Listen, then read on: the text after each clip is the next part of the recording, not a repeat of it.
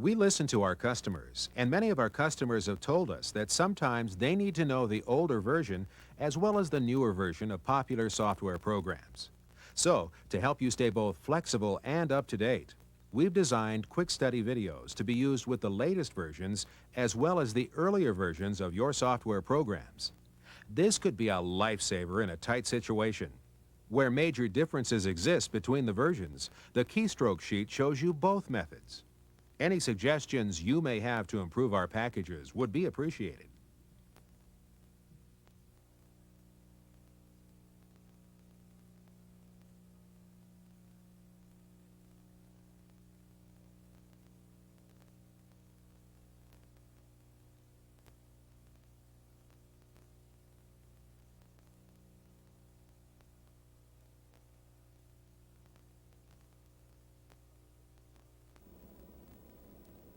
We'll cover basic DOS commands, including date and time,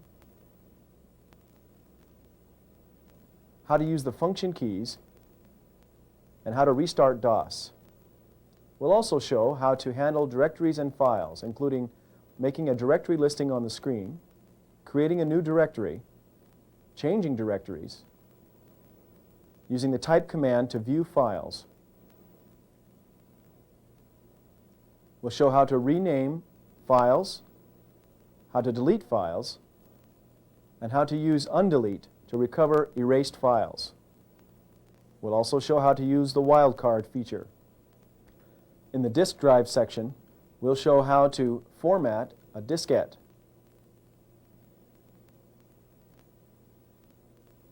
We'll also show how to unformat to bring back erased files. We'll show how to make a copy of a disk, and how to back up the hard disk to a floppy. We'll show different ways to print files from DOS.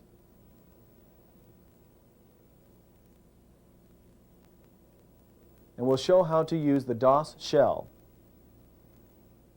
to perform many of the commands in DOS.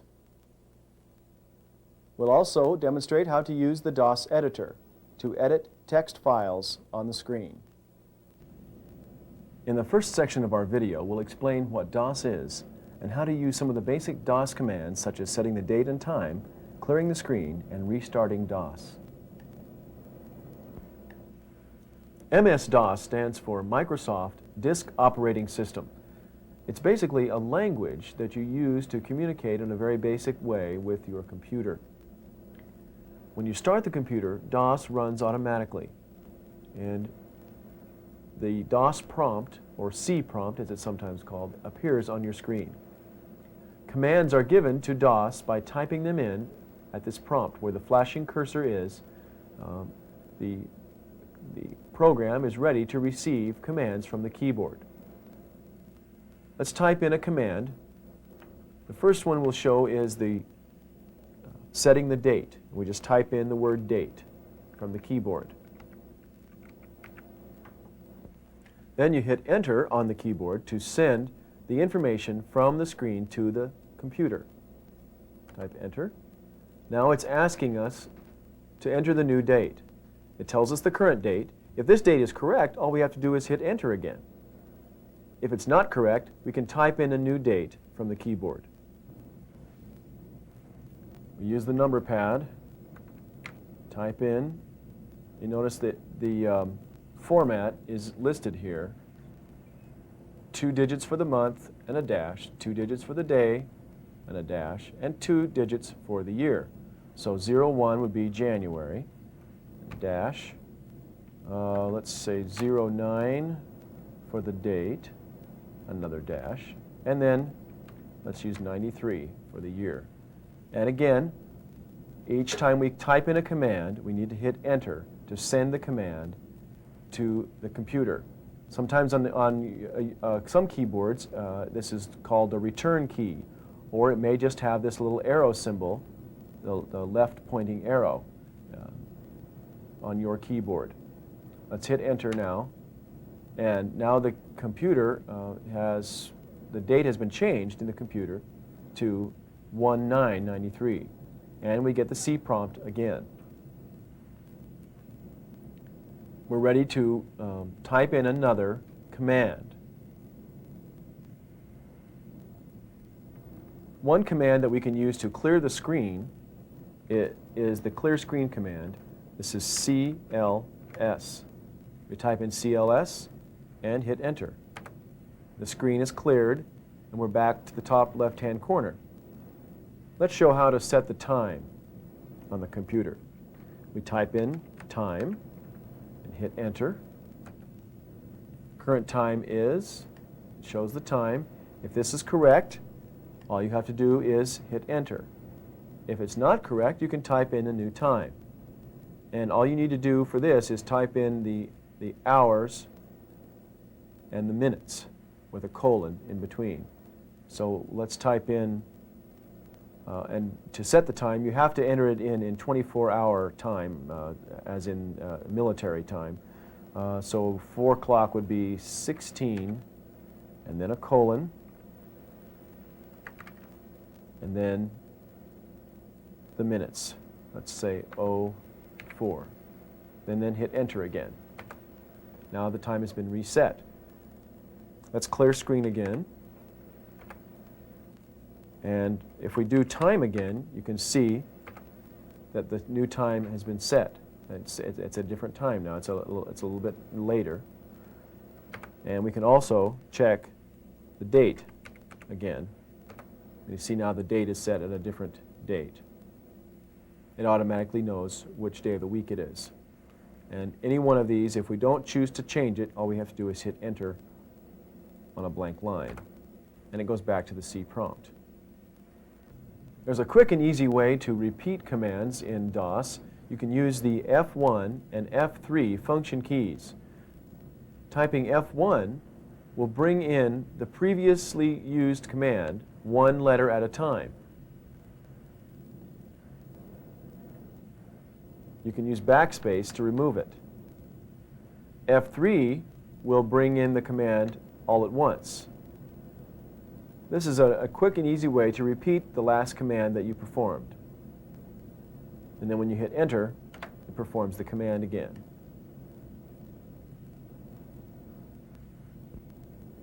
If you should ever need to restart DOS, you can do it without actually turning the computer off and back on again.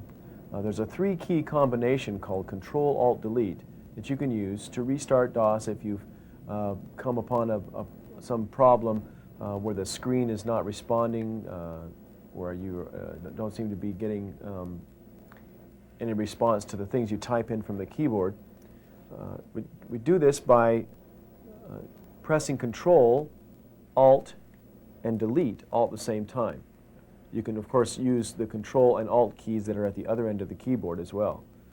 Press Control, Alt, and Delete all at once, and the computer will restart DOS, and it'll go through the normal startup procedure that you see when you turn the computer on. This is a little bit better way of restarting DOS. It saves a little bit of wear and tear on your switch and on the computer and the monitor as well. Now DOS has restarted and we're ready to type in more commands.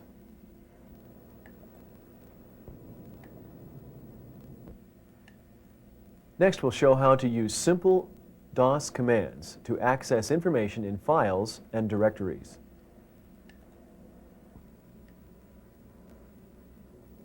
Data files and programs are stored within directories on a disk and are accessed by DOS using directory and file commands. The C prompt, as it appears here, contains the / character indicating that we are currently in the root directory. Directories are organized in a tree format, with the root being the bottom, or the trunk, that branches out into other directories. Each directory, in turn, may contain files or subdirectories. To see the directory list on the screen, we type the command dir for directory and hit enter on the keyboard. This quickly brings up a list of the directories and files contained within the root directory on the disk. Notice the indication directory next to these names. These are all directories within the root directory on the C disk drive. The date here shows the date they were created or last modified, and the time. Moving down the screen, we can see other files that are contained within the root directory.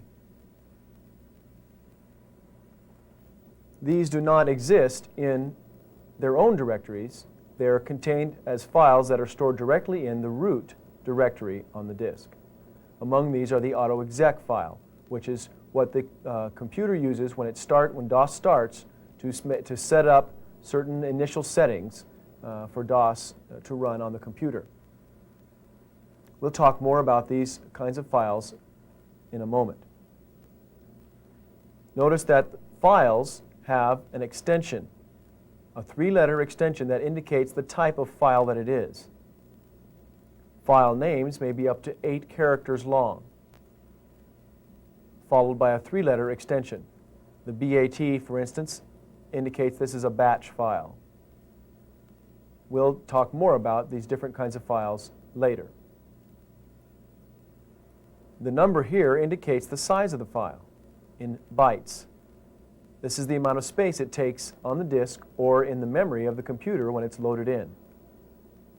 This, for instance, would be 15,348 bytes.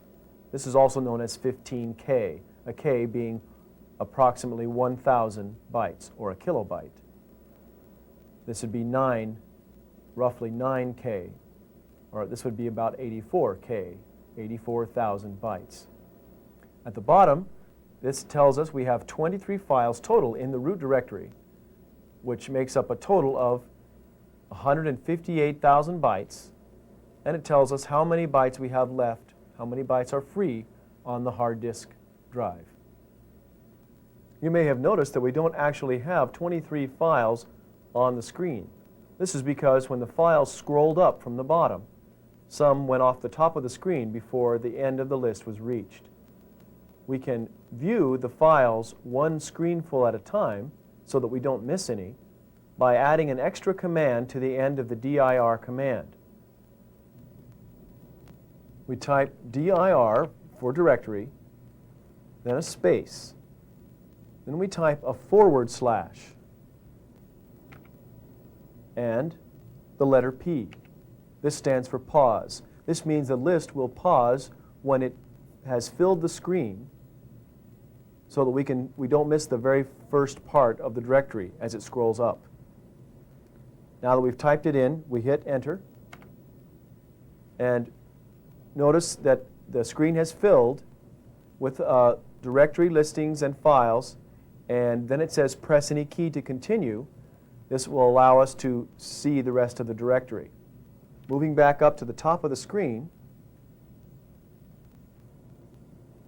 we can now see the information that was lost off the top previously. This tells the name of our volume, which is the same as the disk drive. A volume is another way of saying disk drive. And the name of this particular volume is MS-DOS 5. If we were using a floppy disk drive, the volume, each disk would have its own name. The volume serial number is here. And this is a directory of C, and the root directory, the / indicates the root directory. And we have the first file listed here, and then directories listed below it. To view the rest of the directory, we only have to press any key on the keyboard. As it says at the bottom, press any key to continue. We type a key, and the rest of the directory comes up, and we can see the bottom of the directory listing. We may also view the directory in a wide format by using a / and a W at the end of the directory command. We type dir space / and W, then hit enter. This displays the directory in a different format in columns across the screen. This may make it easier to view all of the directory names on one screen, since it doesn't have to scroll up. Notice that we don't, in this kind of arrangement, we don't have the dates and the times and the sizes of the files. We just have their names. Directories are listed, are indicated by brackets around the name, and files have the three-letter extension at the end. So these are directories here, and these are files here. It's easy to create a new directory by using the make directory command. This is indicated by MD. You type MD, then a space, and then the name of the directory. Let's call our new directory letters. Letters. This name, again, can be up to 8 characters long. Then we hit Enter on the keyboard, and a new directory has been created. Now we can see this directory by typing the dir command to show us a list of all of the files and directories contained in the root directory. And if we look toward the top now of the new listing, we can see the name letters. It's a directory. It indicates the date that it was created and the time. So far, this is an empty directory, but later we can store files in it by changing to this directory when we save the files. Let's see how to do this, how to change to another directory. Currently, we're working within the root directory. We change to another directory using the change directory command. This is indicated by the letters CD, then a space, then we type in the name of the other directory we'd like to view. Let's use the name letters for the directory we just created. Then we hit Enter on the keyboard. Now the prompt has changed to indicate the current directory. In other words, letters is the directory we are currently working in. In order to view this directory, we may type in the dir command and hit Enter on the keyboard. And we get a listing that shows us the name of the volume and serial number again, and the name of this directory. There are no files in this directory indicated by the 0 bytes here.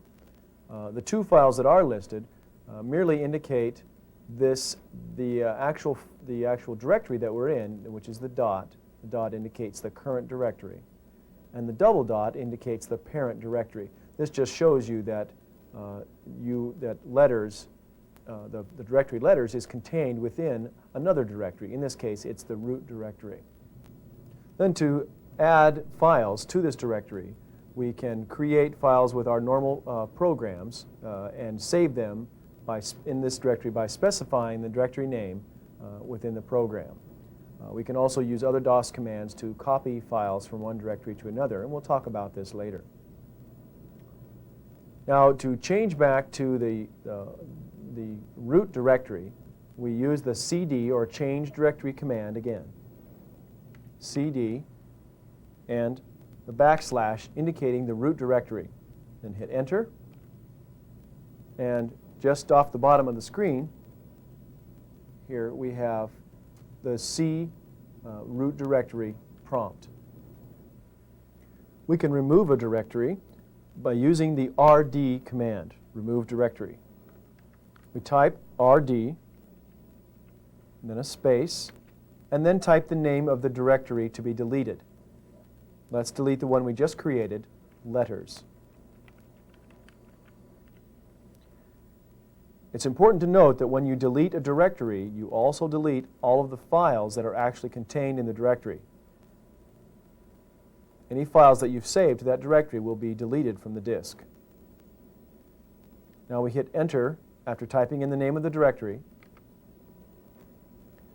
Then, if we use the dir command to view the root directory, we hit Enter, and moving back up to the top of the screen, we can see that the letters directory has been deleted from the disk. It would be here alphabetically if it were still on the disk.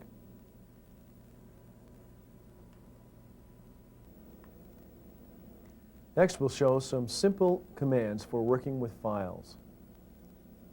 Let's type our dir command first, as we did before, and look at some of the files that are listed in this directory. We can examine individual files using the type command. This will cause files to be printed or typed onto the screen. We type in TYPE for type, and a space, and then the name of the file. Let's look at the autoexec file with the BAT extension. This indicates that this is a batch file. We'll explain what this is in a minute. We type in the name,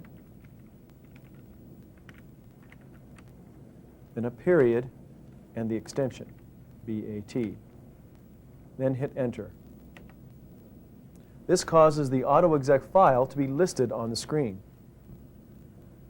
Here at the top, we now see a list, or we see a line that shows the command we just typed in, and then below that is the actual listing of the batch file known as autoexec.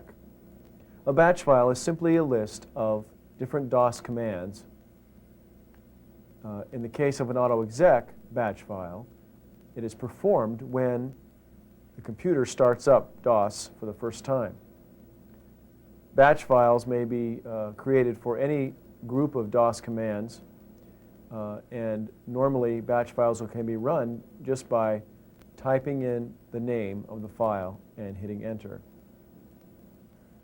As I said, the autoexec file runs when the computer first starts up, and it sets, in this case, it sets a few different commands that control the way the computer operates. Let's just explain a few of the commands in this batch file. The echo off command, for instance, will turn off the display of different commands on the screen while they're executing.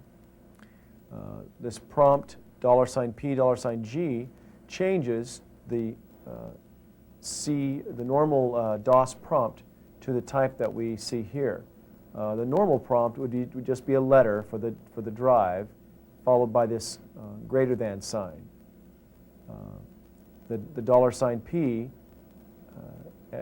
$G gives us the colon and the backslash, so this is actually indicating which directory we're currently working in. Remember when we changed directories a few moments ago, we actually saw the name of the directory listed with the prompt. This is what the $P, $G does. This command tells the computer to use that type of prompt. It gives you the directory that you're working in. Then next we have some path commands. These are necessary to tell the computer how to find different programs that you have stored in the directories on your disk. When you type in a path command, or when you include one in a batch file like this, it allows you to be able to execute the program, or any program found in those directories, by just typing them in at the C prompt. Then we have some other commands in this batch file that control the video display and the mouse and so forth. We can use this type command to look at any list of any file, that is, that contains text, sometimes called an ASCII file or text file. We can try to look at other kinds of files, but we won't always have the best results. The best kinds of things to use for this type command are files that are strictly text, just lists of commands, things that have been typed in straight from the keyboard. When we get into other kinds of files, such as word processor files and so forth, they contain many different kinds of control codes that don't print on the screen, and these will cause the computer to beep if you try to use the type command. Let's show what this is like and how to recover if this should accidentally happen. Moving down to the bottom of the screen, we'll find that we have our normal prompt waiting for another command to be typed in. Let's give the directory command again, the dir, and look at a list, look at our directory again. Now if we try to look at one of these files, for instance this bottom file, which is a large word processor file, with the type command, we'll get some kind of strange results. We'll hear lots of beeping coming from the computer, see some strange looking characters on the screen. We don't need to worry about this. All you need to do is go to the keyboard, because this may be going on for quite a long time, and if it's a long file, and you don't want to wait for that to get all the way through. You can just use the Control+C combination to stop the display of the file. Just hold Control and press C. We'll show how this takes effect.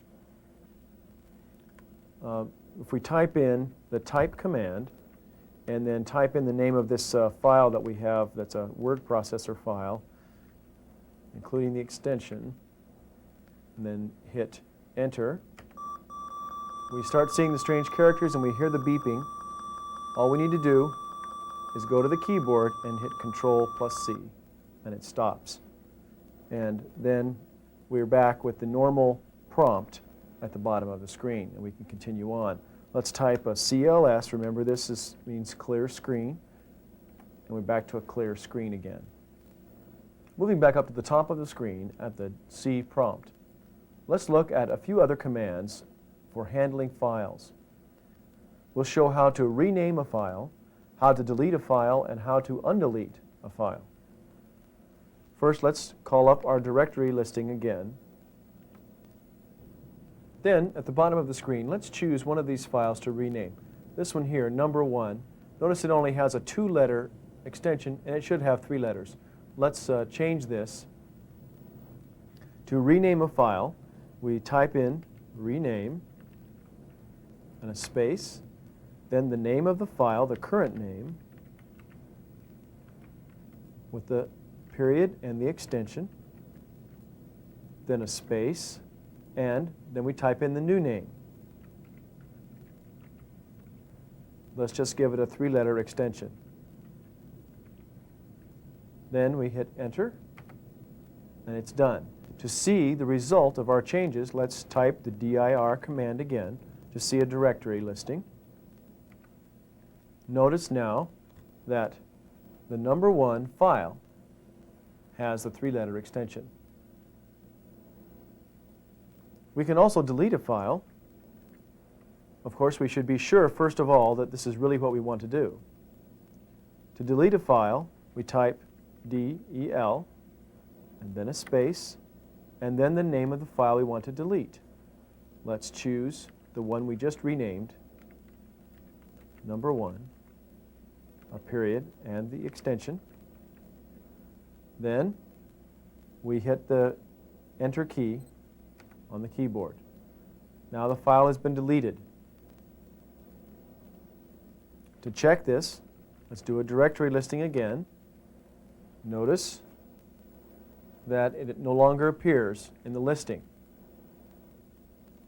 Now, newer versions of DOS will allow you to undelete something that's been deleted.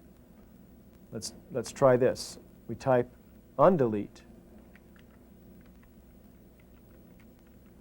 and a space, and then we type the name of the file that we want to restore.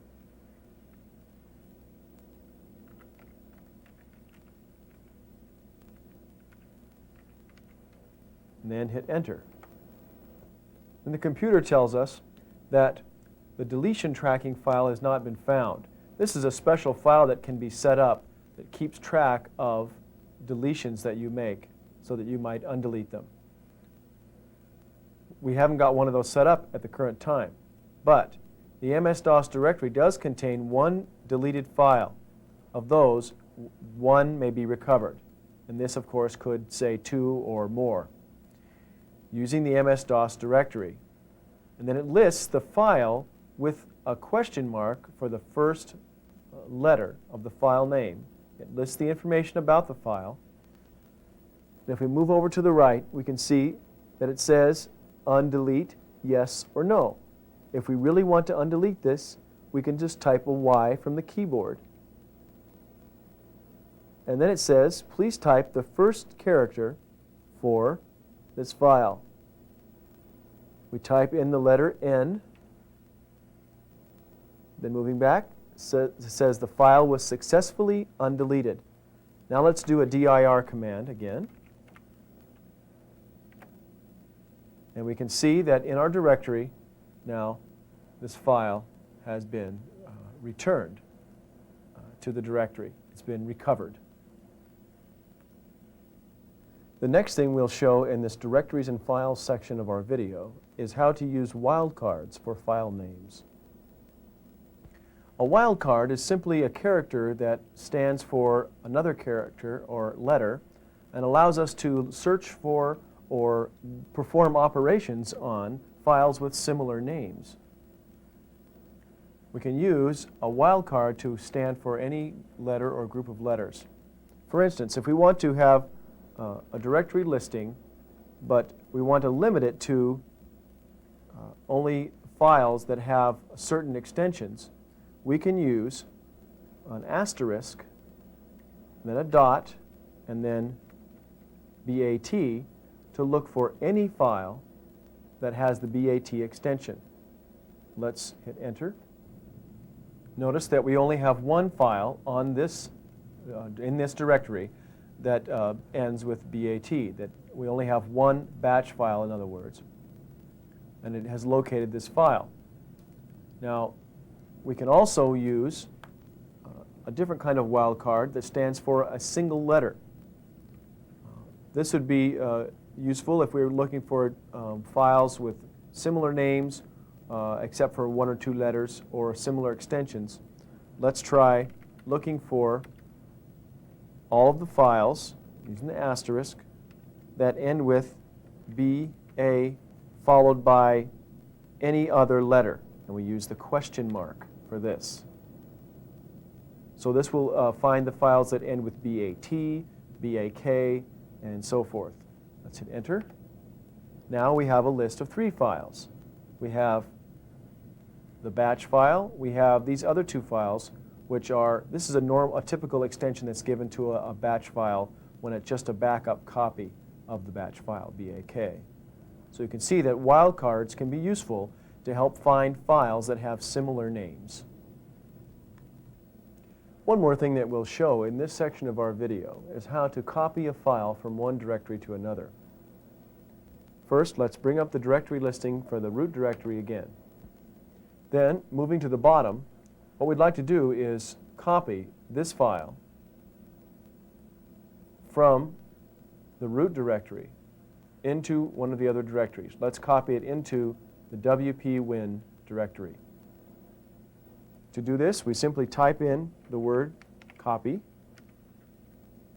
leave a space, type the name of the file with the dot and the extension, then a space, and then we type a path for the copy to follow. We type the disk drive with a colon, backslash indicating the root directory, and finally the destination directory. This is called a path. We tell the copy command where the copy will be made to this WP-Win directory, which is within the root directory on the C drive. Finally, we hit enter to make the copy. Hitting enter at this point will copy the file with the same name into the other directory. We could, if we wanted to rename the file at the same time, type a space and type another name for the file. For example, we could type DOS2.key or any other name. For now, we'll keep the same name. And at this point, we'll hit Enter. And we're told that one file has been copied. Now let's look at the directory listing again. Notice that the file is still here where it was. We didn't take it away, we just made a copy of it. But now let's look at the directory listing for WP-Win and see if the file has indeed been copied there.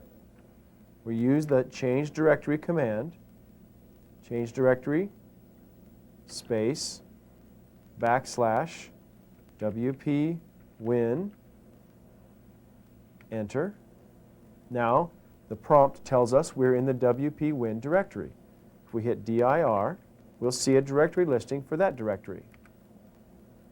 After it scrolls up the screen, we see that at the bottom we have the same file that we just copied is there in this directory. Now we have 2 copies of this file on this disk. Let's go back to the original one, to the root directory, and delete it. That way we'll only have 1 copy of that file. Let's change directories back to the root directory, and just to visually look at it, we'll type the directory listing again. Now we'll delete that directory. I will delete that file from the root directory. Delete dos.key and enter. Now we do a directory listing again, and it's gone. We could also copy a group of files using a wildcard. Type in copy and space, then type an asterisk and a dot and an asterisk. This command will copy all of the files in this directory to whichever directory we type in next. If we typed in the path like this, it would copy, that is, all of the files from the root directory into this WP-Win directory. We could also specify files that end with a certain extension to be copied,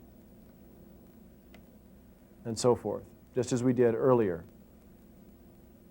In this way, we could copy entire groups of files from one directory to another. In the disk drive section, we'll show how to switch to another disk drive, how to format a disk, and how to copy files from one disk to another. You may already be familiar with the disk drives in your computer. You probably have 2 floppy disk drives. This one will be A, the top one, usually, or the one on the left, and the one on the bottom will be B. You may have 5 1/4 inch disks. Make sure they're inserted all the way and the latch is closed. Or you may have 3 1/2 inch disks. Make sure they're inserted until they click. With the floppy disks properly inserted, we're ready to switch from the C drive, which is the hard disk, to one of the floppy drives. And we do this by simply typing the letter for the appropriate drive, either A or B. To switch to the A drive, we type A:, and hit enter. And it switches to the A prompt. Now we can use the dir command to look at the directory of the A drive. And in a second or two, the A drive root directory appears. This particular disk has 2 files on it for a total of 781,000 bytes, or 781K. Now, we can switch to the other disk drive by typing B:, and hitting enter. And it takes just a few seconds, and then the B prompt appears. It takes longer for the computer to check what's on the floppy drives, on the floppy disks, because they don't run as fast as the hard disk. Now we can type the dir command for the B drive. And we get a listing of the directory, the root directory on the B drive.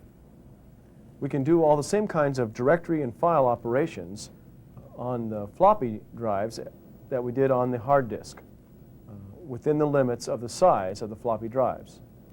Keeping in mind that we have a limited space available, we can create directories and store files the same as we did on the hard disk.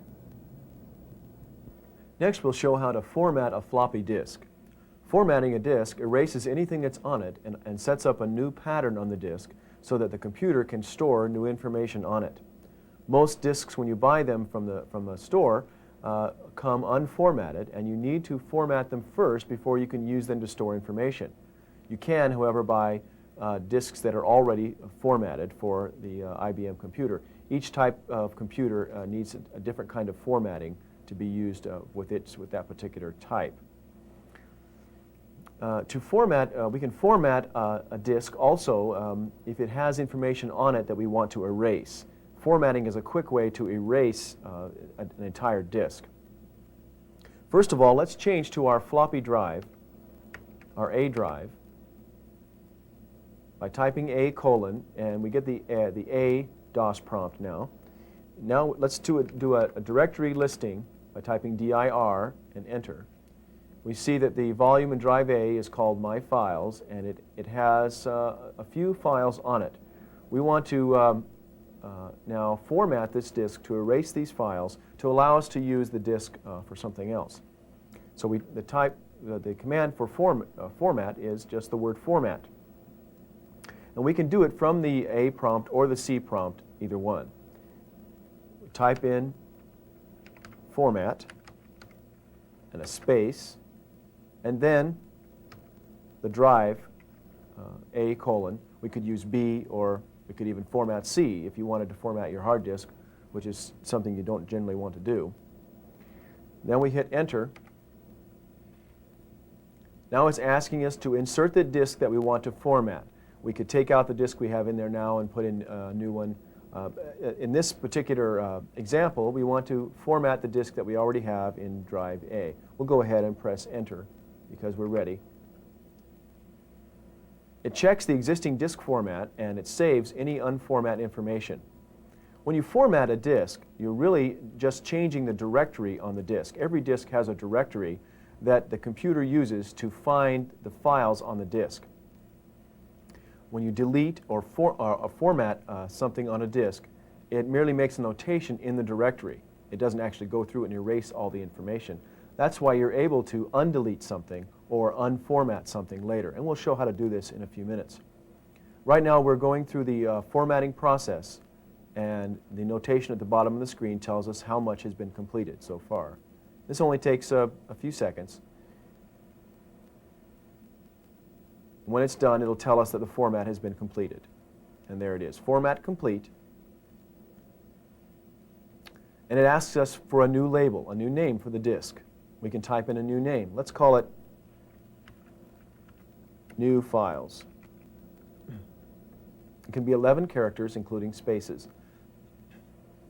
And then hit enter. Now it tells us how much disk space we have available, and it's in the entire disk, of course. We can format another disk if we want to. This way we could format an entire box of new disks if we wanted to do it all at once. In this case, we'll just say no. We'll type N for no and hit enter. Now we're back to the prompt, and let's do a directory listing just for curiosity. Let's see what it looks like. And now it says the name of the volume. This particular disk is called New Files, but file not found. There's no actual files on the disk. It's blank. Now we're ready to store new things on it. If you find that you've accidentally formatted a disk that had some important information on it, be careful not to store anything else on that disk. Don't copy anything to that disk. You can usually, if nothing else has been copied to it, you can usually recover all of the information on that disk by using the unformat command. Type in unformat and a space, and then the disk indication, the disk drive indication, A:, and hit enter. Now it says insert the disk to rebuild, and it's talking about rebuilding the directory on the disk, because that's really what has changed. The information that's on the disk, all of the actual files, are really still there. We want to rebuild the disk that's in drive A currently, so we'll hit enter. Now we get a warning about what unformatting really does. It said this command should only be used to recover from the inadvertent use of the format command or the recover command.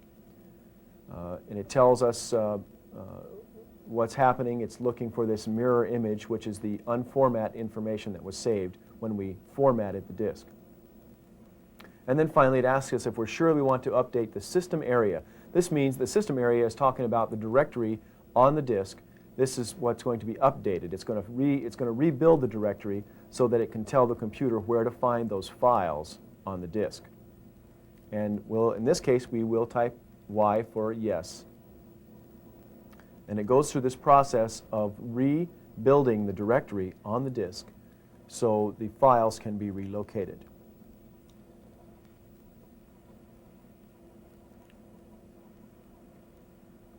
And now it says the system area of drive A has been rebuilt. You may need to restart the system. In this case, we won't need to do that. All we need to do is, let's do a dir command. We dir and then enter. And we see now that all of the files on the disk have been recovered, including the old name for the volume. Volume in drive A here is My Files, which was the original name that this disk had. It has the serial number and all of the files listed. Their information has been recovered. Next, we'll show how to copy a file from the hard disk to a floppy disk, and also how to make a copy of a floppy disk. Let's change back to the C prompt again. Now we're working on the root directory on the C drive. Let's do a dir to get a directory listing. Let's copy this #1 file to the floppy drive, to the A drive. We do this by using the copy command. We type copy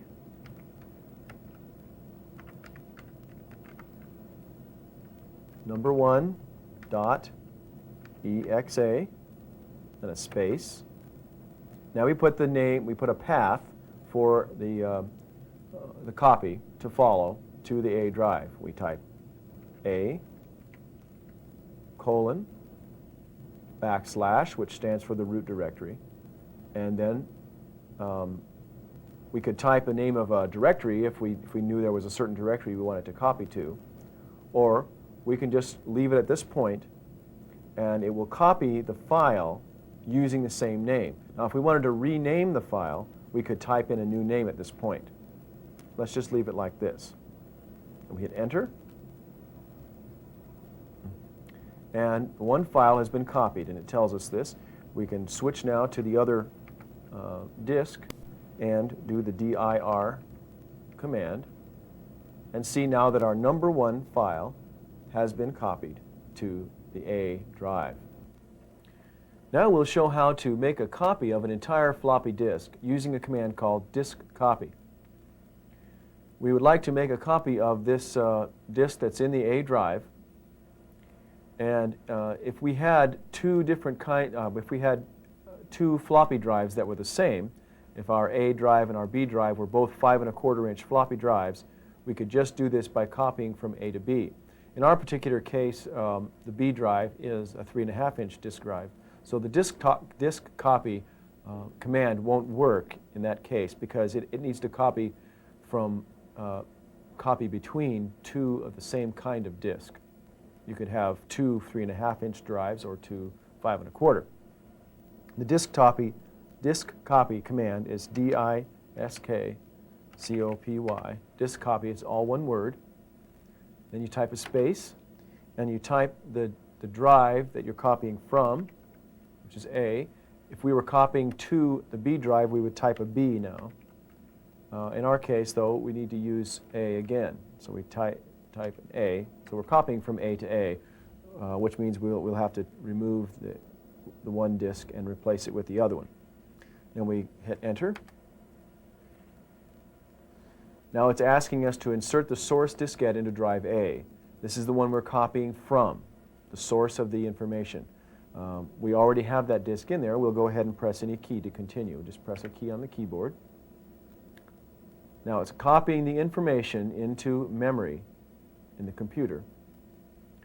And a disk copy process is it just goes through the disk and copies the information directly off the sectors on the disk without regard for what kind of files they are or directories and so forth.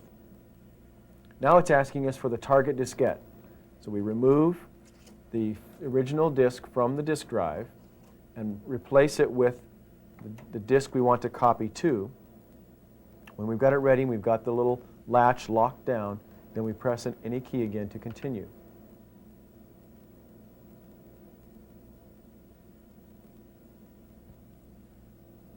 Then after we've swapped the disks back and forth a few times to complete this copy process, it finally tells us the serial number of the copy and asks if we want to copy another diskette. In this case, we'll just type N for no. Now we get the A DOS prompt again. Let's do a dir to look at the directory on this disk.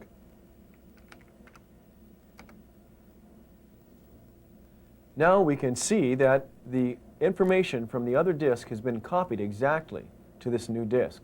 The only difference is the serial number. It has the same volume name, the same name, and all the same files. This disk copy command can be used only with disks of the same type, as we said earlier.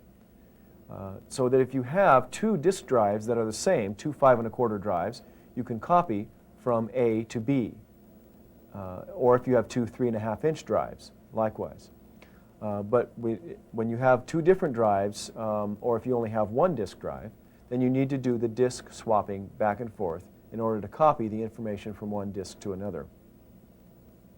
Another way of copying information to another disk is to use the backup command. A backup is not the same as disk copy or the other copy command because it saves the files and the information in a format that can't be used directly from the disk. It's only for archive purposes, for making a backup, for saving information. Probably the best way to show this is to go back to the C drive, the hard disk, and we can either back up the entire disk, which would of course take a lot of floppy disks to hold everything on the hard disk, or we can just use backup on a particular directory or even a particular file. Let's back up something from the C drive to the A drive. First of all, let's do a directory on the C drive so we can see some of the files and directories. And we'll choose some files and directories to back up to the A drive. When you use the backup command, you create a special backup file on the floppy drives, floppy disks, that can only be restored using the restore command.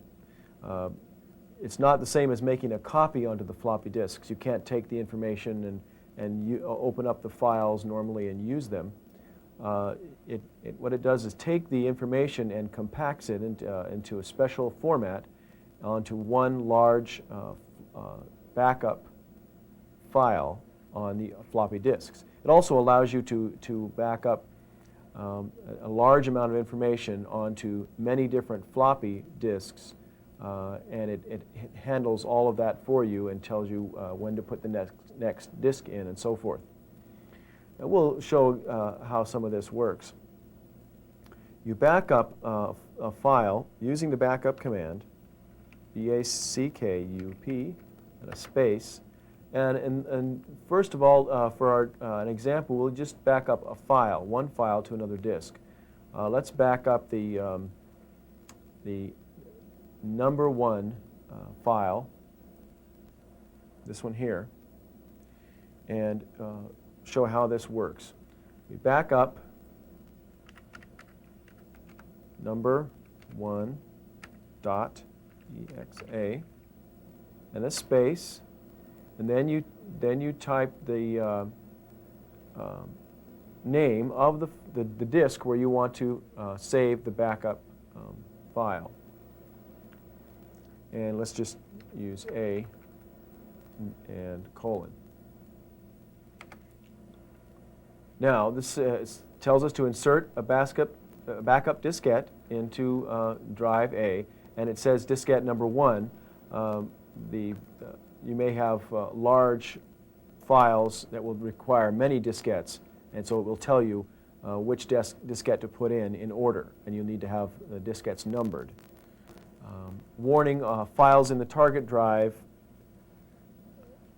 the A root directory will be erased. It's letting you know that you're going to be erasing. When you create a backup file on a disk, it erases all of the files that are currently on that disk.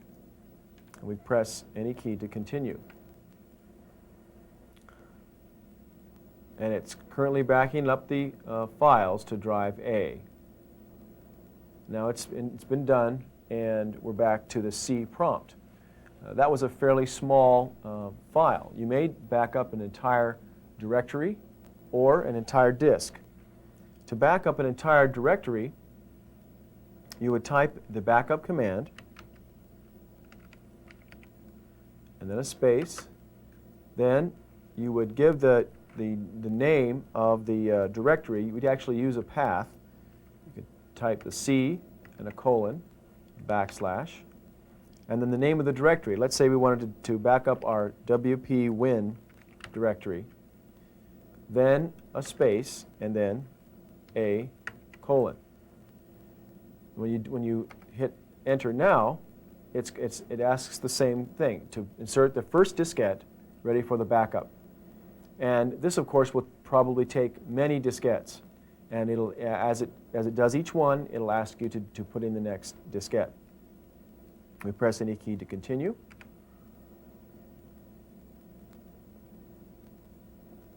And it's showing you the names of the files that are being backed up onto the floppy disk. And when it fills up that entire floppy disk with files, then it will stop and ask you to insert the next diskette. We won't take the time to do all of this now. We'll stop this process and go on to show you how to do some other types of backups. Remember that to stop anything that's happening, any action that your computer is performing, you use the Control+C keys on your keyboard. Let's do that now. Hold down Control and press C.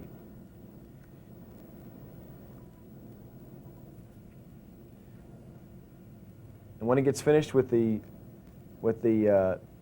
action that it's currently doing, when it gets to a breaking point, then it stops, and it has broken. This little symbol here, the little caret sign and the C means a break, and so it's the symbol for Control-C actually.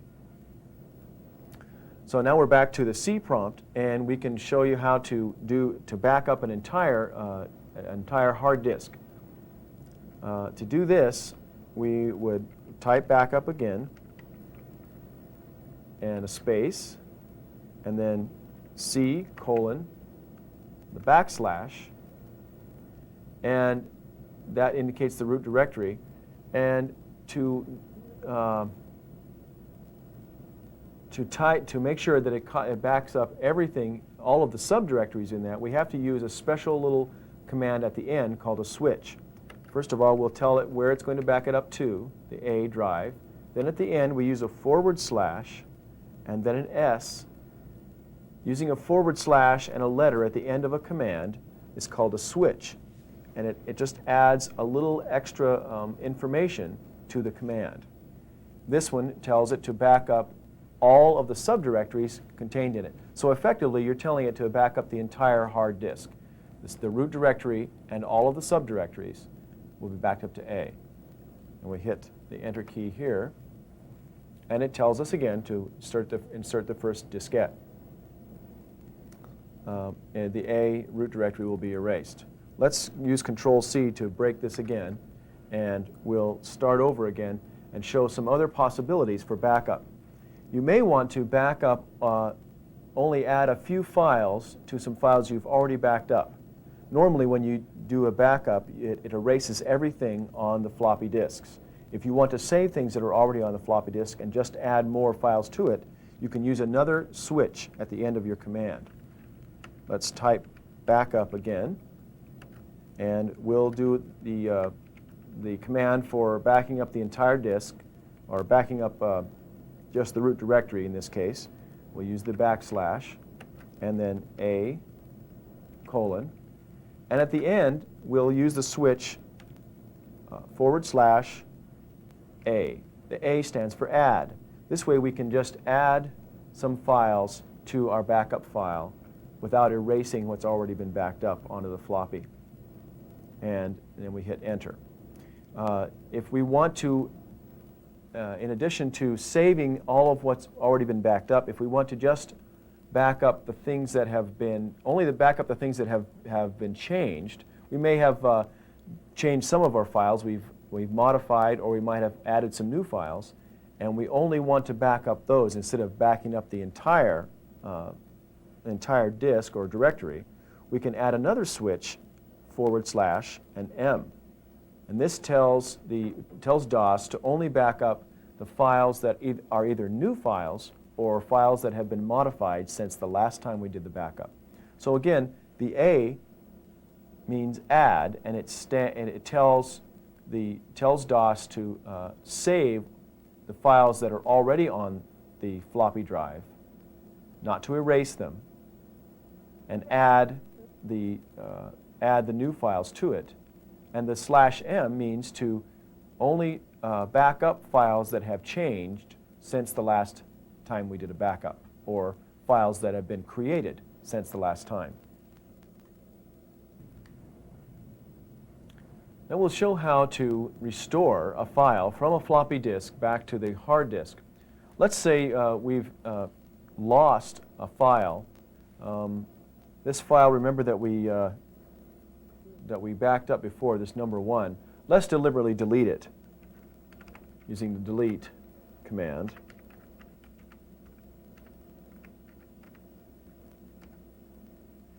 And do another directory to show that it's now gone. If we should accidentally lose a file, if we've already backed it up to a floppy, then we can restore it from the floppy. We can use the restore command by typing in restore. Then we type the disk drive where the backup file exists, and a space. And then we can type in the name of the disk where the file will be restored to. In this case, it's the C disk. We can also type the directory. We can type a directory name and so that it has a location to store it in. In this case, we'll just leave it with the root directory. And only one backup file exists on that disk, so we don't have to identify the backup file. When you back things up to a file, it creates one large backup file on however many floppy disks are required. In this case, it's just one small file because we only backed up the one file, not called number 1. Now we'll restore that backup file to the C drive by hitting enter. And we make sure that the backup diskette is in drive A as it tells us here, and then we press the key to continue when we're ready. Press any key. And now it says restoring files from drive A, diskette number 1, and it tells us the name of the file that has been restored to our C drive. And we're back to the C prompt again, and we'll type dir to look at the directory, and we see that our number 1 file has been restored. Now of course we can restore an entire directory or even an entire disk depending on what we originally backed up.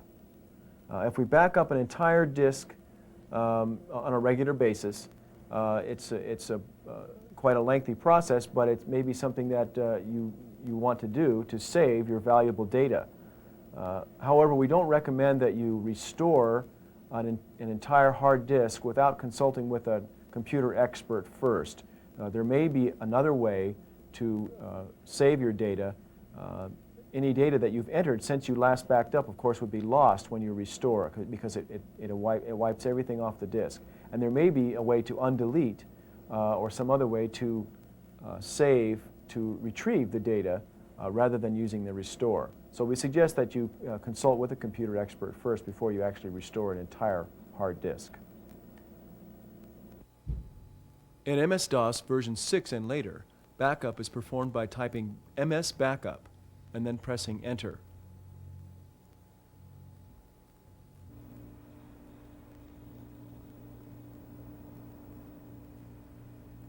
We get the Microsoft backup screen.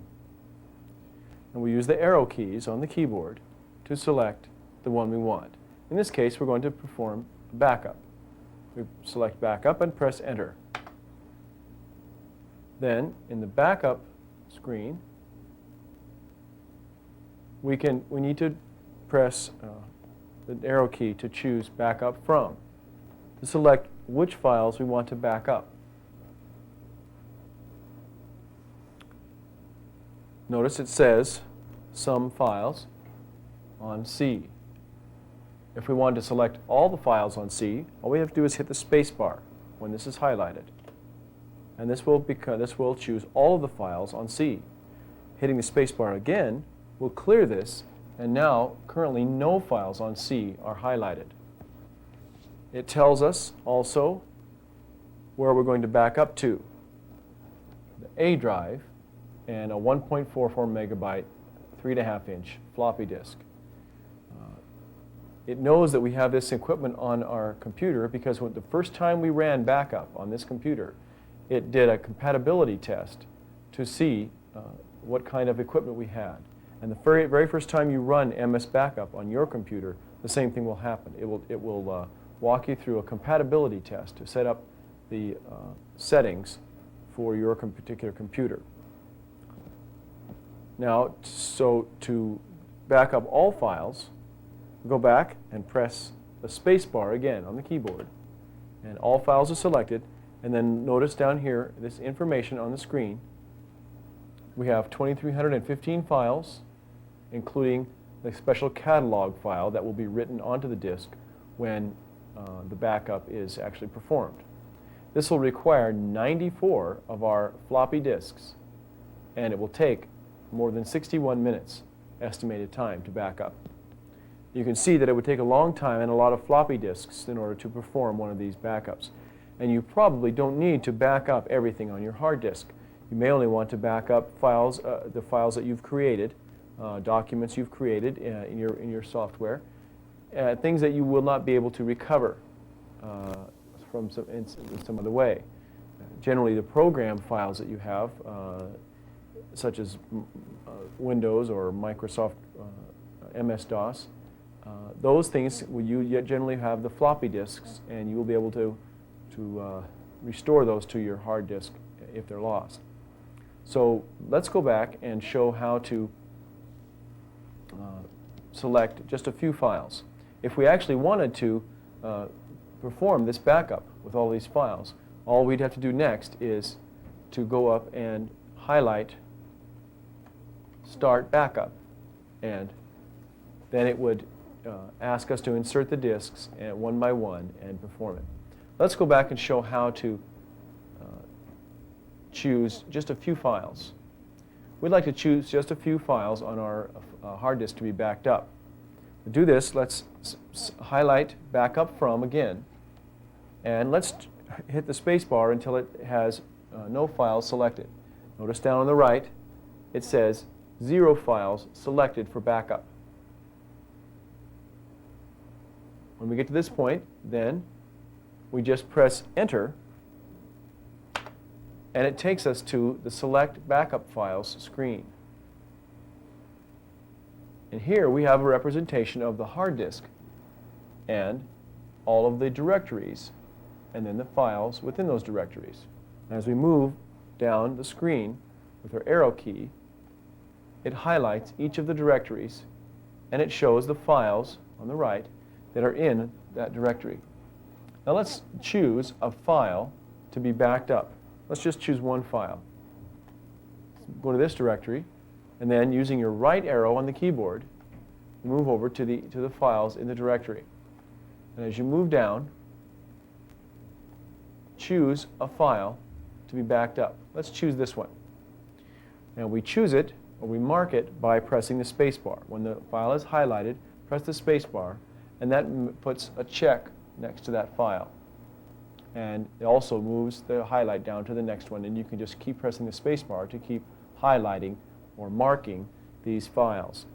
If you want to mark an entire directory, you go back over to the directory and press the space bar there, and notice on the right now this highlights all of the files in that particular directory.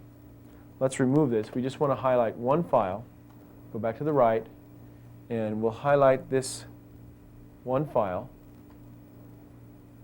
We'll mark this one file for backup. Once we've done that, notice down here that OK is highlighted for pressing Enter. Press Enter on the keyboard, and that presses that particular button. And now we're ready to do the backup.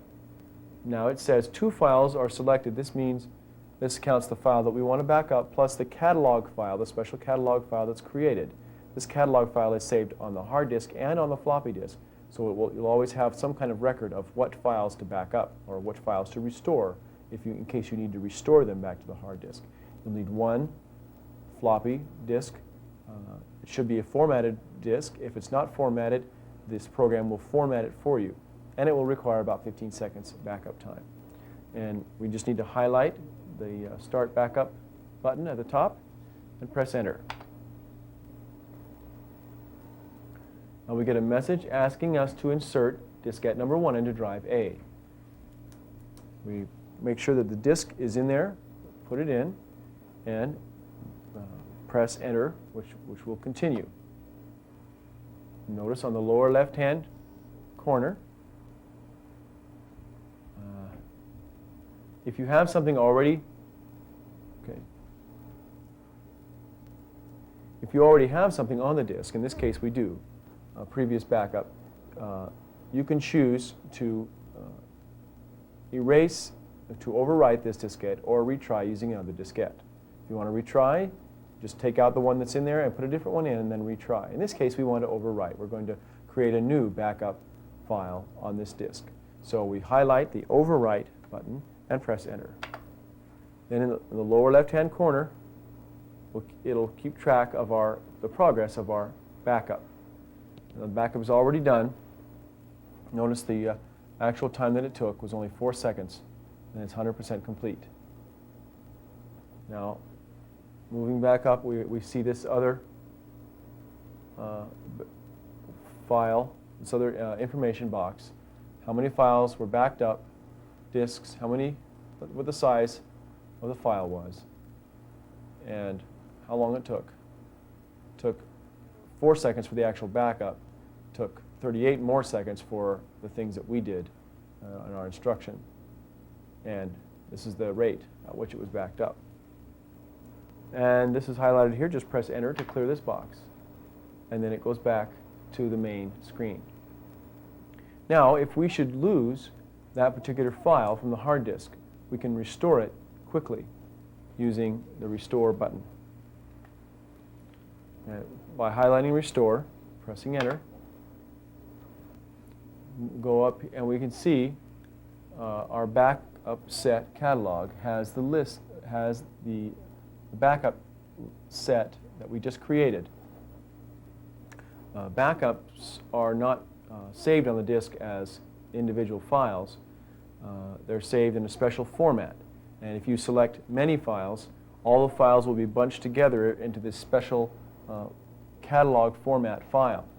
And it can that information can only be restored to your hard disk by using the restore command. You cannot just copy this file back to your hard disk. Because it's saved in a special compressed way on the floppy disk. If this is the one you want to restore, the one that's on the current disk that's in the drive, and notice it says restore from the A drive to the original locations, you can go ahead and restore that. Notice at the bottom it says 0 files currently selected for restore. To actually restore, we have to highlight the restore files and then again press the space bar. And we're choosing to restore all of the files that were contained in this particular backup set and on this disk, and that currently is only one file. That's all we backed up. To restore that, we go over to the right and highlight Start Restore and then press Enter. If we wanted to restore just a few files from that thing, we could also have done select files, and we would have gone through and we could have marked the individual files that we wanted to restore, just as we marked them for backup. For the restore, we highlight Start Restore and then press Enter. And it goes through the restore. It asks for us to insert that disk in the disk drive, so we'll put it in and then press Enter for continue. And then it gives us our progress. And it restores it. Gives us this box again, restore complete, how many files were selected and how many were restored, number of disks and the size, the total time. And it will tell if any errors were found. And you press Enter to clear this. And then it goes back to the Microsoft backup screen. To quit the program, highlight the quit button, and for any of these you can also press the little letter that's highlighted. The letter B here is red, the letter C here, you can just press that letter on the keyboard and it will be the same as pushing that button. Or if you're using a mouse, you can also use the mouse to press these buttons by clicking the left mouse button. When quit is highlighted, you can just press Enter on the keyboard. And then the backup program quits, and we return to the C prompt in DOS.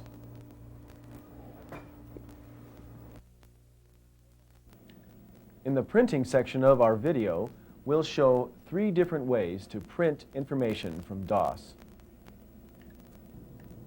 The first method we'll show is the print screen method. What we've done here, we've used the type command to print the AutoExec batch file on the screen.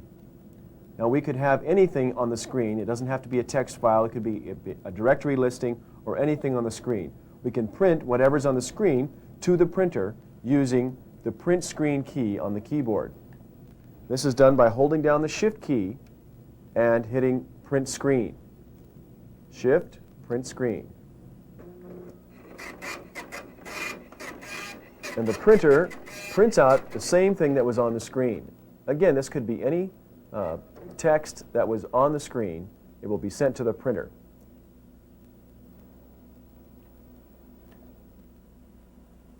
Another method of printing is to use the print command. We type print from the keyboard and a space followed by the name of the file we want to print, and this should be a text file. Let's use AutoExec again. We type the name of the file and then hit enter. A message tells us that it's currently being printed. And the file is printed out, and then the paper advances to the next page. The third method of printing is to use the printer mode. This is turned on by using the Control-P key combination. You hold down Control and press P to turn on the printer mode. This means that everything that's sent to the screen will be sent to the printer simultaneously. Let's activate the printer mode now. Hold down Control, hit P. Now that the printer mode is activated, anything that prints out on the screen will also print on the printer.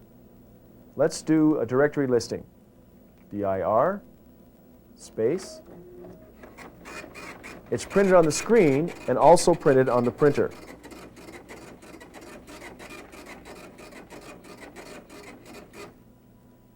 Then when you're finished using the printer mode, you turn it off by pressing Control plus P again. Control plus P acts as a toggle switch to turn the printer mode on or off. You must have your printer on when you activate the printer mode in order for it to work properly. In addition, you cannot use the printer mode with a laser printer. In the next section of our video, we'll show how to use an easier, more visually oriented method of using the DOS commands, called the DOS shell. We activate the DOS shell by typing DOS shell from the DOS prompt. This is D-O-S-S-H-E-L-L. It's all one word. Then we hit enter. And the DOS shell is immediately activated. And you can see that it's a visual way of representing the directories and files on the screen. Here, for instance, we have the root directory, the files contained in it. And we can look at these other directories as well. We'll show how to do this in a minute. The commands, the DOS commands, are contained in menus at the top of the screen. And we activate these menus by using the Alt and arrow keys on the keyboard. Pressing Alt highlights the first menu and also highlights the first letter of the other menus. We can move from menu to menu using the arrow keys. The right arrow will move across the menus. The left arrow moves back. To open the menu, we use the down arrow. The menu opens, and we have a choice of some different DOS commands in the menu. While the menu is open, we can use the right arrow to move to the next menu, and it opens at the same time. We can see different choices, even a help menu, that will help us in our efforts to use the DOS shell and to use DOS commands. Moving back to the File menu, we can also activate individual commands within the File menu by using the down arrow. Moving down the menu and back up again with the arrow keys. Moving to the right, the same is true in each menu. We move to the command that we want to perform and then hit enter on the keyboard. We can also activate these commands by using the highlighted letter. When this menu is open, then typing an F will perform this command. Typing an A will perform this command, whichever the highlighted letter is. Moving back over here to File, you can see that there are a few commands available at this time that we activate by using the highlighted letter.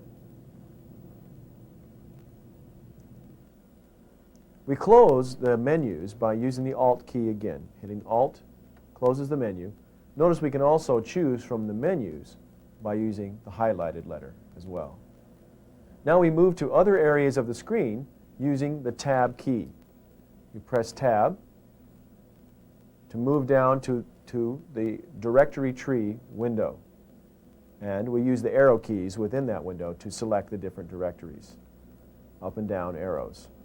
Now we press Tab again to go to the next window, and this is the window that actually shows the files listed in that particular directory. And we can move backwards through the windows by using Shift plus Tab.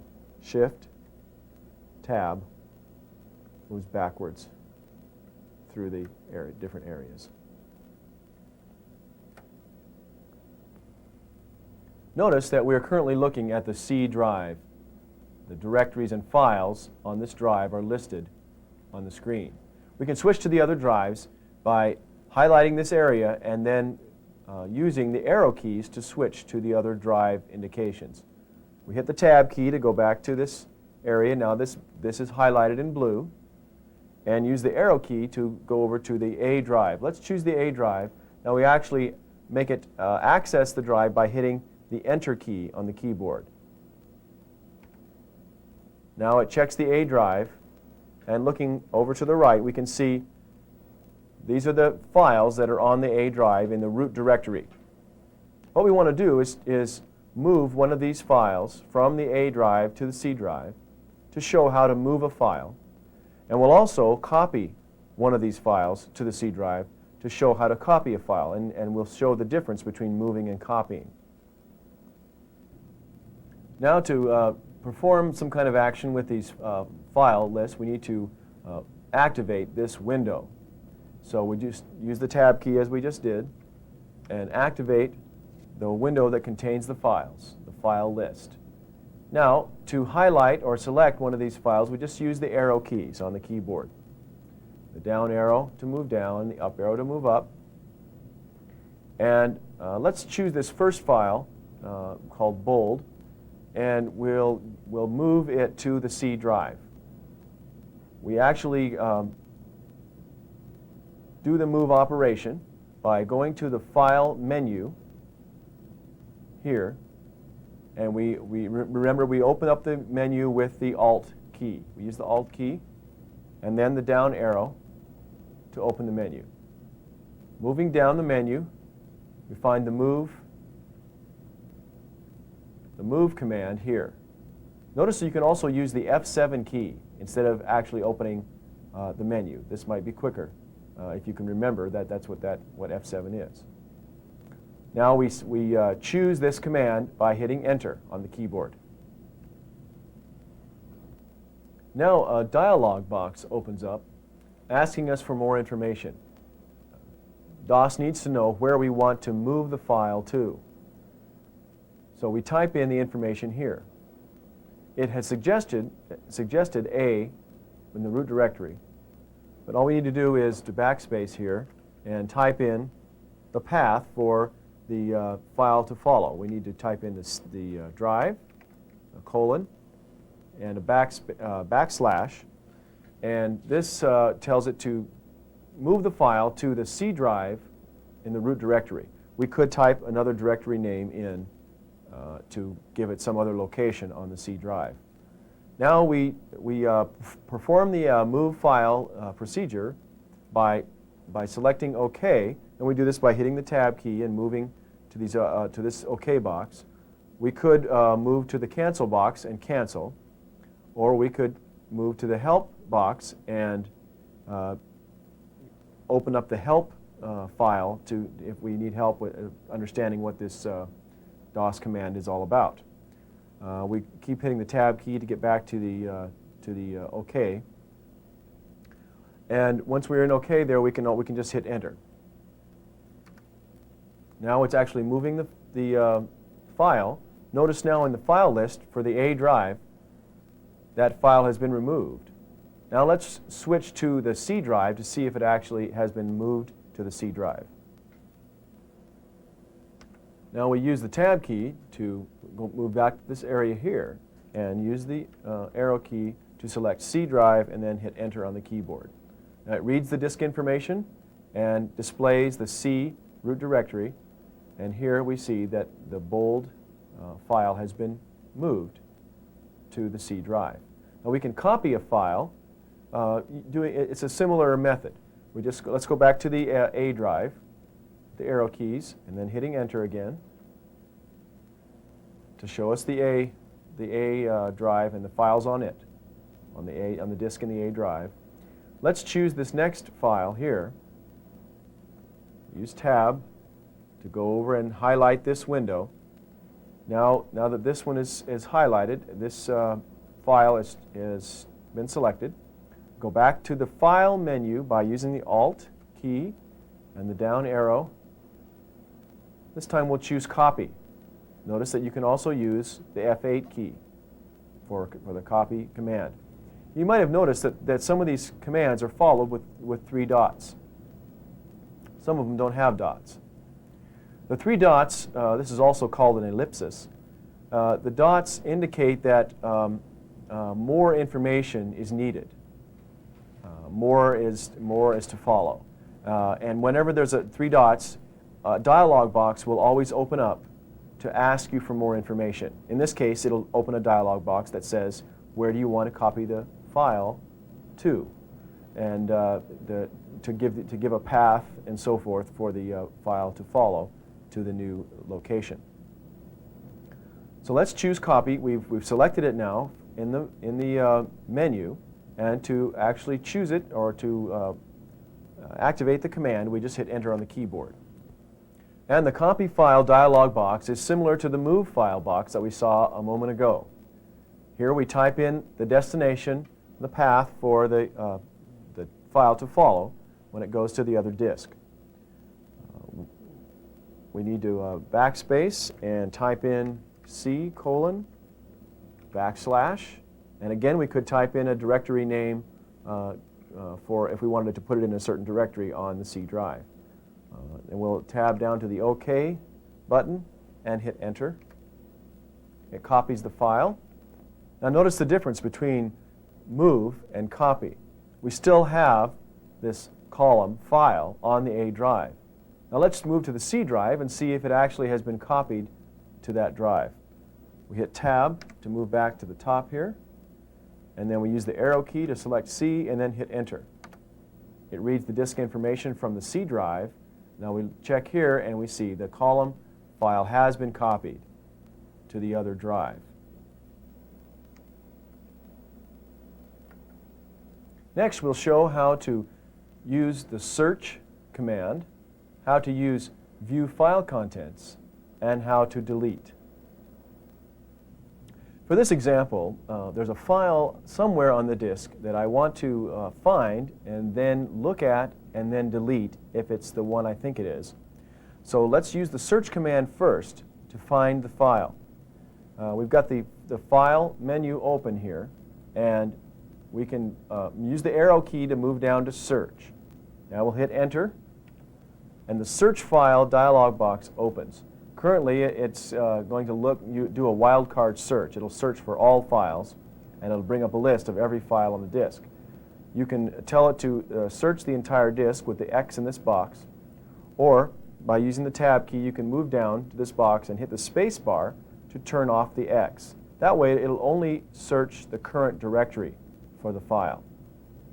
Let's hit the space bar again to put the X back in, and we'll go back. We can also use the arrow keys to move around in these boxes. We'll go back up with the arrow key to this line to type in the title of the file we want to look for. We'll use backspace, and I'm looking for an old AutoExec file.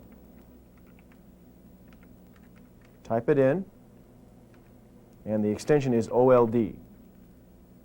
Now we can hit Enter, and it has found the file. It's in the DOS directory.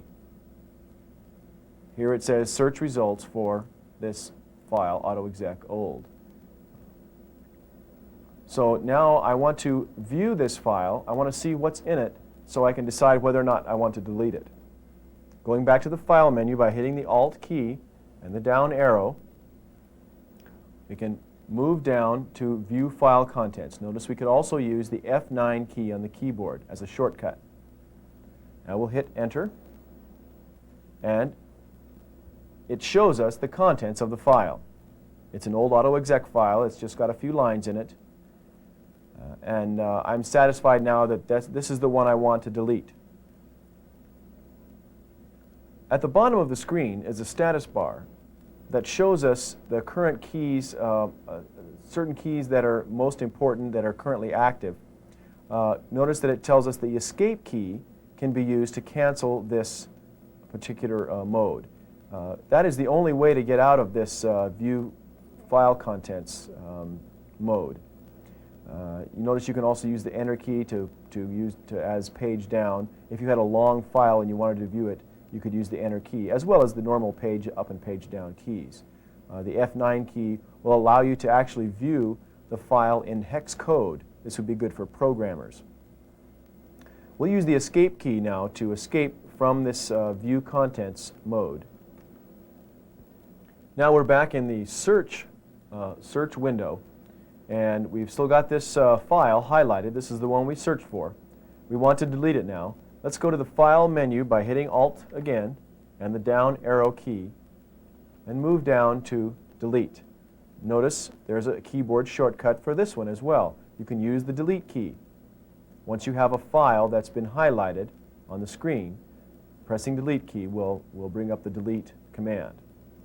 Now we can choose it from the menu by hitting Enter, and it gives us this confirmation box asking us if this is really what we want to do. Delete this file, and the cursor is here at yes. All we have to do is hit Enter. We could use the arrow key or the tab key to move the cursor over to here and choose No, or we could move clear over to Cancel, and that would cancel the entire operation of the delete operation. We want to choose yes in this case, so we just hit Enter. And the message says no files match the file specifier. This is because we're still in the search mode. It's trying to find this file, but it no longer exists because we just deleted it. So now we can escape from this search mode by hitting the escape key. And now we're back to the DOS shell screen. We have some different possibilities for viewing things on the DOS shell screen. We can use the View menu to choose some of these. We'll hit Alt, and we'll use the arrow key to move over to the View menu, and then the down arrow to get some different views that are possible in DOS shell. Right now we're looking at a single file list. It shows the directories on one disk, and it shows files within each individual directory. We can use dual file lists, so we can look at two different directories or two different disk drives at the same time.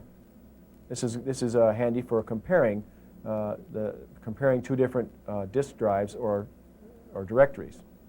We can also use a list that will show all files.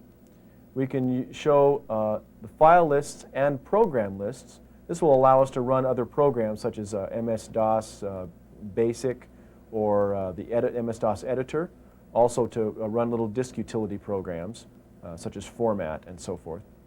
We can look at just a program list, the programs only. Let's show examples of a couple of these. First, let's show dual files by moving down with the arrow to Dual File Lists and hitting Enter. Now we have two sets of file lists on the screen. This one's looking at the C drive, and currently this one is also. We can change this one to one of the other drives to compare two different drives, or we could change this to another directory. Use the Tab key to move through the different areas of the screen. Going to here, we could change to a different directory. This way we can compare different directories. Using Shift-Tab to move back up to here, let's move to a different disk drive. Let's move to A and hit Enter. Now it's showing us what's on the A drive. And this is a convenient way to view what's on more than one drive. Now going back to the View menu by hitting Alt, using the arrows, let's show the program and file lists view. We hit Enter to select this view. Now we have a list at the bottom of some of the programs that you can run. Command prompt actually will just return you to a regular DOS prompt. Editor will run the MS-DOS editor program, which allows you to type in text files. MS-DOS basic program is a programming language. And if we come down and select the disk utilities, it will give us some other disk utility programs. We can move down again to this using the tab key and then the arrow key down to disk utilities and hit enter. And it shows us some of the disk utility programs we can run from DOS shell. Disk copy, backup fixed disk, restore, quick format, format, and undelete.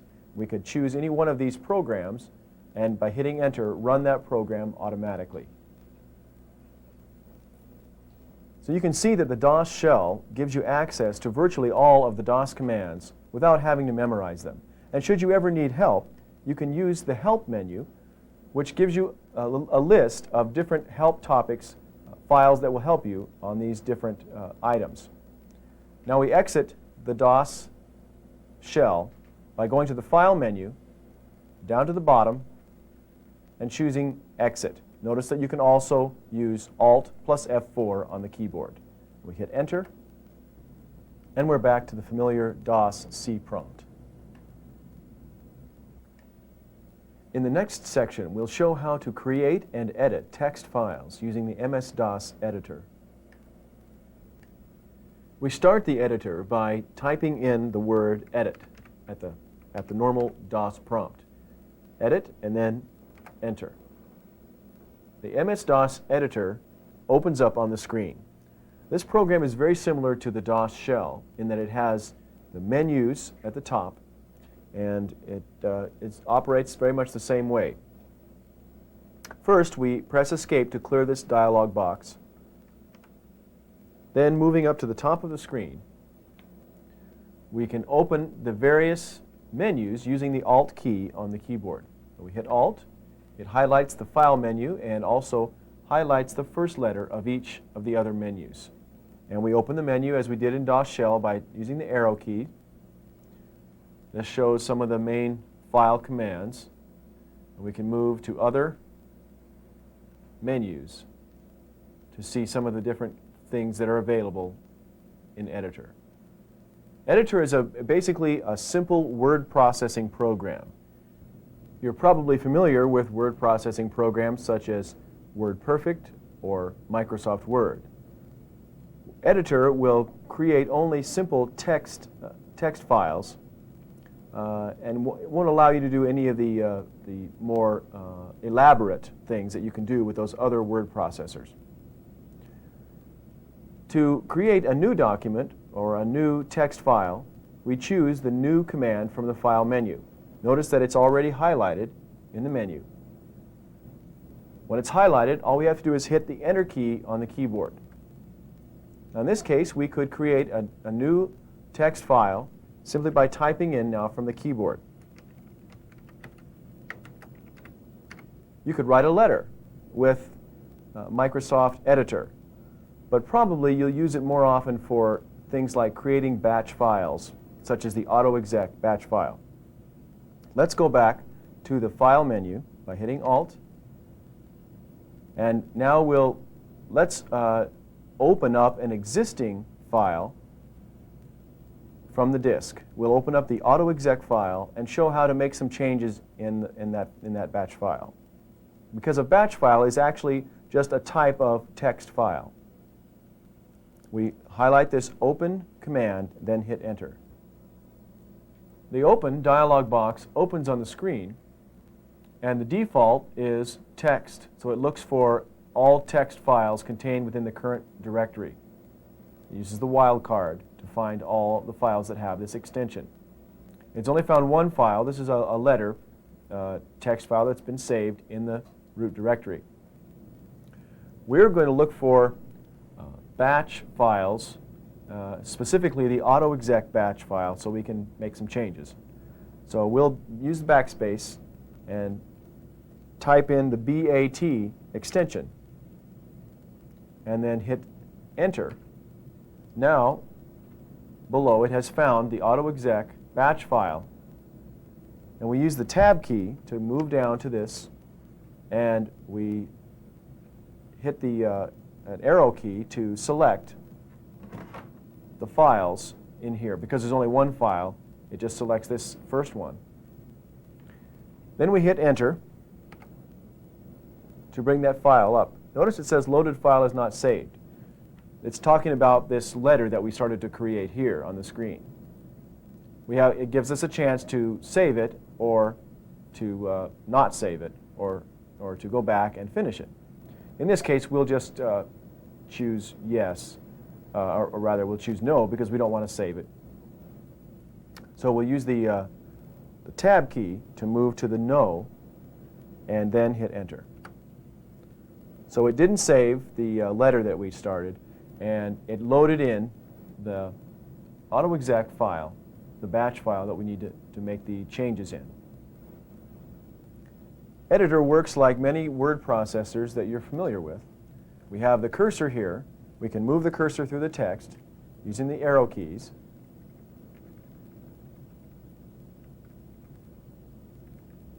We can also use the backspace and the delete key as we do in any other word processor. And we can, in addition, we can do a few other features. We can move text or copy text using the cut, copy, and paste commands that you may be familiar with from some word processors. To do this, we have to select the text first. We select text by positioning the cursor at the beginning of the text, and we hold down the shift key and move the cursor with the arrow key. This selects the text. Now we've selected this first line, and what we want to do with this line is remove it. We want to move it from one section to another. We want to use cut and paste. The cut and paste and copy and paste commands are found in the edit menu. We use the Alt key to activate the menus and the arrow key to open the menu. And we have cut, copy, and paste. We also have clear. Notice that there are keyboard equivalents for these as well. We don't necessarily have to use the menus. And we want to move this, the text that we've selected to a different location. Let's use cut. The cut, copy, and paste commands use an area of memory called the clipboard. When we cut something, it's taken from the screen and placed in the clipboard so that we can paste it somewhere else. Copy does the same thing. It puts it on the clipboard, except it also leaves it in the document. Let's use cut first. Since it's already selected in the menu, we'll just hit enter. Notice it's now removed that line from the document. Let's move our cursor down and to this next line here, and we'll hit enter to create a new line. Now we'll use paste to paste that text back in again. We hit Alt, open the edit menu, and move down to paste, then hit enter. And that text has been taken from the clipboard area of memory and pasted into this location. Now we can also use copy and paste in a similar way. Let's choose this path command. Hold down Shift. We select the text in this way. We go back up to the edit menu and choose copy. We hit enter. And that text is copied to the clipboard. Notice it's still on the screen. A copy of it has been placed in the clipboard area. Then we will create a new line below, hitting enter, and we'll go back up and choose paste now. Choose paste and hit enter. Now what we're going to do here is create a path for a new directory called Lee. We'll type in the C and the colon, backslash, and the name of the directory. This creates a path just as the other paths that were created above.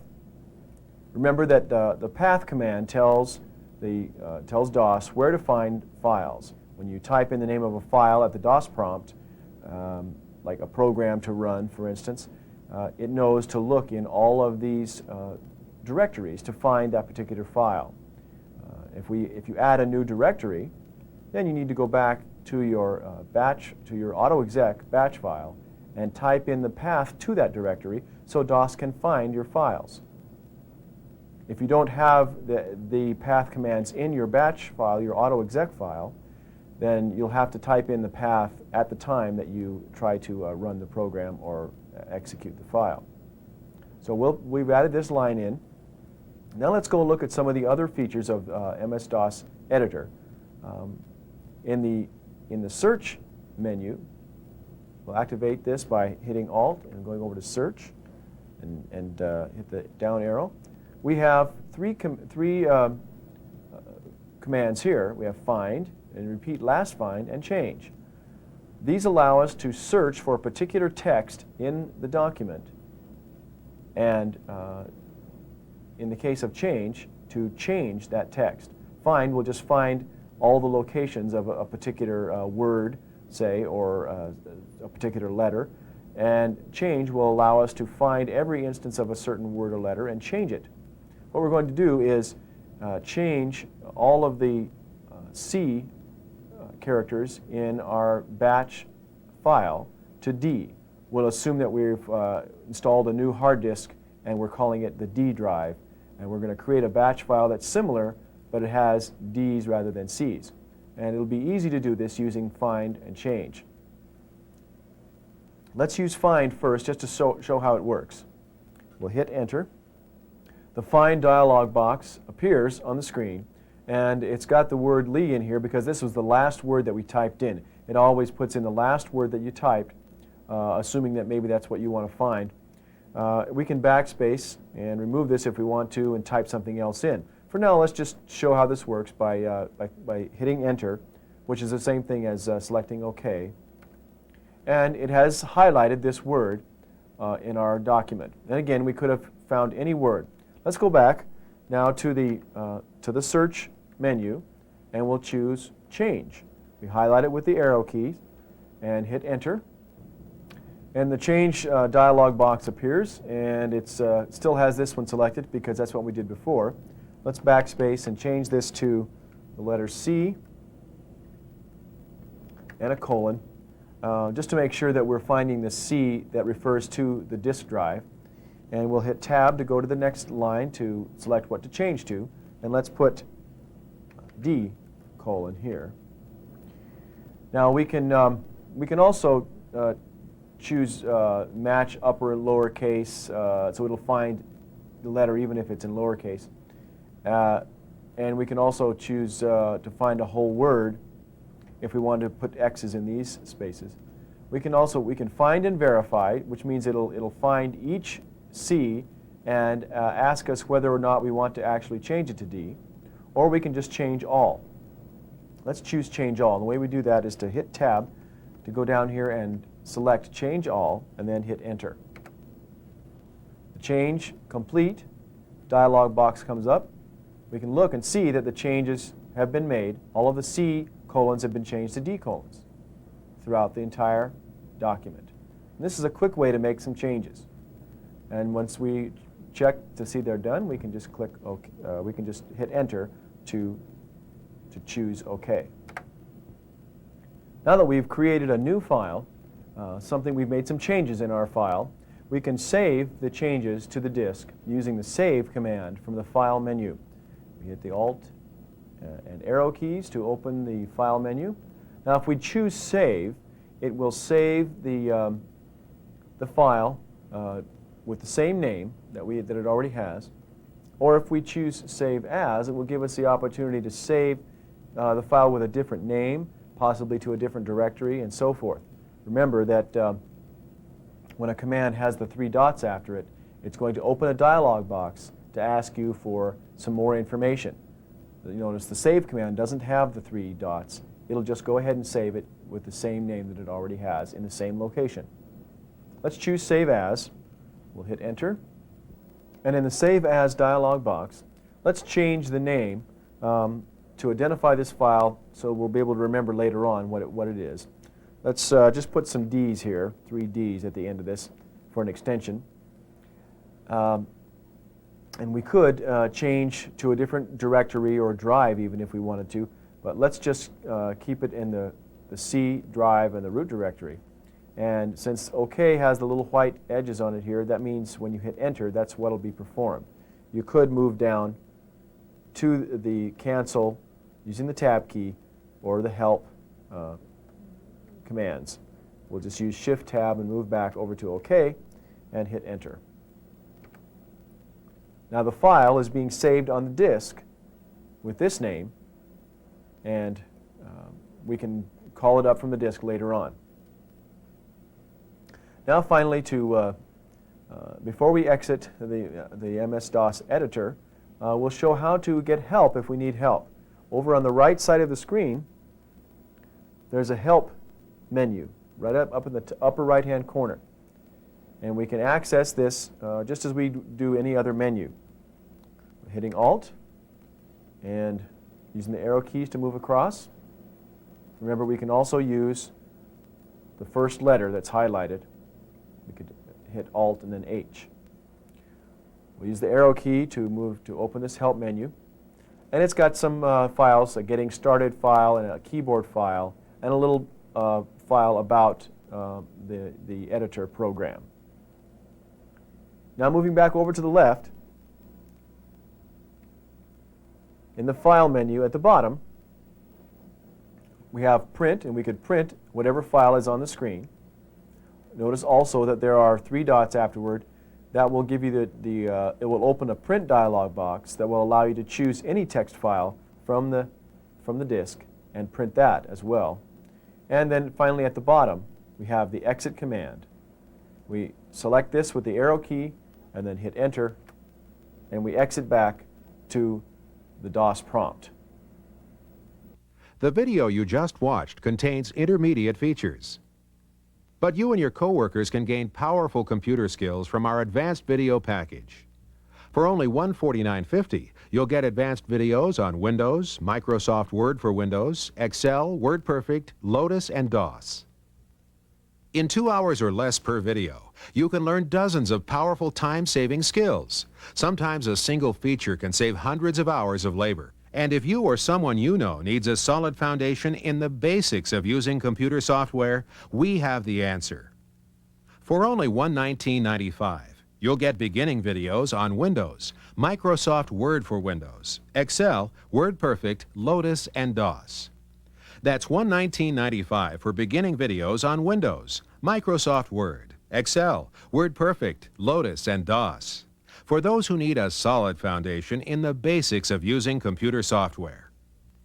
We ship all orders the day we receive them. You'll get your tapes in 7 to 10 working days. For another $8, we'll rush your order for delivery in 3 working days. To order the advanced package, all 6 videos for just $149.50, just call this number, 1-800-999-3279. Order now. To order the beginning package, all 6 videos for just $119.95, just call this number,